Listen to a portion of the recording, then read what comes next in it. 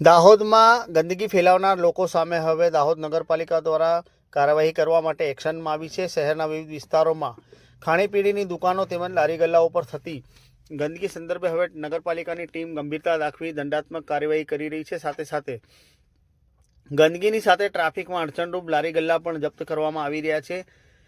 તેવા સંજોગોમાં શહેરના વિવિધ વિસ્તારોમાં ખાણીપીણીની દુકાનો, ખાસ કરીને નોનવેજની દુકાનો પર સ્વચ્છતાનો અભાવ જોવા મળતા આજરોજ ટીમ નગરપાલિકા દ્વારા સ્ટેશન રોડ પર 3 તેમજ રેલવે ઓવરબ્રિજ પાસે આવેલી 4 નોનવેજની દુકાનોને સીલ મારી દીધી છે। સાથે જ રેલવે સ્ટેશન રોડ પર આવેલી ઈંડાની દુકાનો, લારી ગલ્લાવાળાઓ તેમજ ચાઇનીઝની લારીવાળાઓને અંતિમ ચેતવણી આપી હોવાનું સામે આવી રહ્યું છે।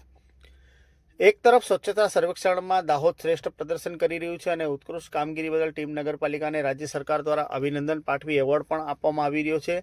સાથે જ સ્માર્ટ સિટી દાહોદ શહેર સ્વચ્છ અને રળિયામણું લાગે તે માટે રાત્રિ સફાઈ પર ખાસ કરીને ભાર મૂકવામાં આવી રહ્યો છે। પરંતુ દાહોદ નગરપાલિકા હદ વિસ્તારમાં આવેલા અલગ અલગ વિસ્તારોમાં ચાલતી ખાણીપીણીની લારીઓ, દુકાનો તેમજ પથારાવાળાઓને ત્યાં સ્વચ્છતાનો સદંતર અભાવ જોવા મળતા હવે નગરપાલિકા દ્વારા કડક રીતે કાર્યવાહી હાથ ધરી છે।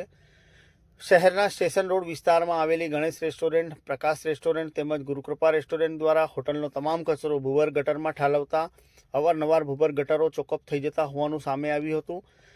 વારંવાર સૂચના આપવા છતાંય રેસ્ટોરન્ટ માલિકો દ્વારા કોઈ કામગીરી ન કરતા આખરે ટીમ નગરપાલિકા દ્વારા આજે 3 રેસ્ટોરન્ટને સીલ મારી દીધી હતી।